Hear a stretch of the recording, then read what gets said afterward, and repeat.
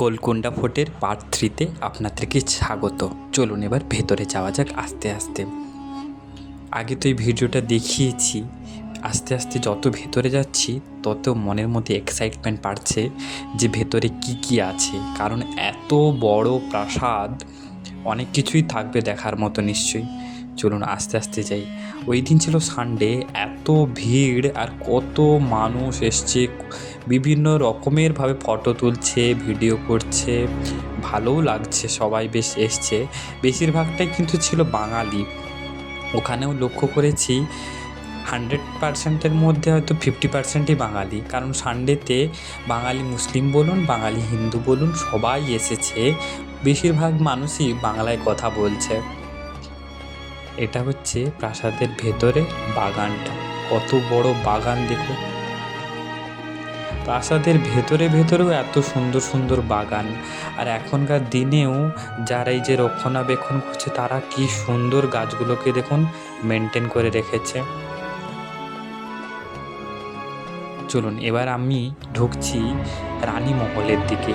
একে বলা হয় রানী মহল।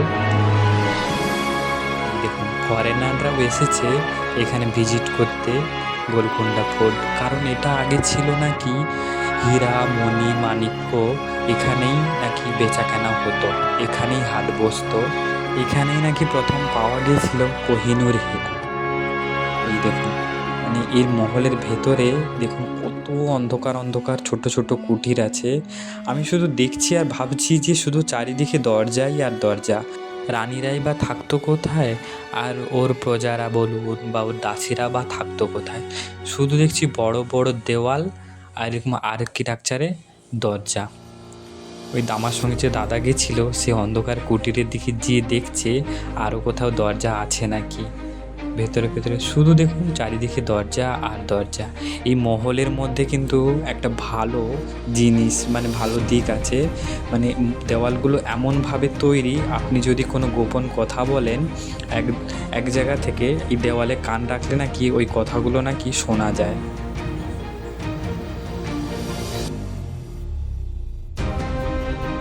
কত সুন্দর দেখুন, কতদিন আগে বানিয়েছে রাজারা, এখনও দেখুন তো ওর আর্কিটেকচারগুলো এখনও কত সুন্দরভাবে। নিচের ফ্লোরগুলো খারাপ হয়ে গেছে কিন্তু দেওয়ালের যে কারুকার্যগুলো এখনও কত সুন্দর সযত্নে আছে। অনেক অনেক দেওয়াল দরজা বলুন এখন বন্ধ করে দিয়েছে, আর চারিদিকে কিন্তু লাইটিংয়ের ব্যবস্থা আছে। রাত 6টার পর, মানে সন্ধ্যে 6টার পর এখানে বন্ধ করে দেওয়া হয় সমস্ত কিছু। রানীমহল থেকে বেরিয়ে এসেই এপাশের দিকে দেখুন ভেতর বাড়ি টাইপের, সামনেও আবার ফোয়ারাও ছিল আগেকার দিনে।